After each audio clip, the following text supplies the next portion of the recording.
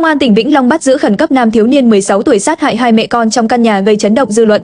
Ngày 1 tháng 4, cơ quan cảnh sát điều tra công an tỉnh Vĩnh Long cho biết đã bắt giữ khẩn cấp nghi phạm Huỳnh Tấn Tê, 16 tuổi, ngụ xã Hưng Khánh Trung B, huyện Chợ Lách, tỉnh Bến Tre để điều tra về hành vi sát hại hai mẹ con trong căn nhà tại thị trấn Tam Bình, huyện Tam Bình, tỉnh Vĩnh Long.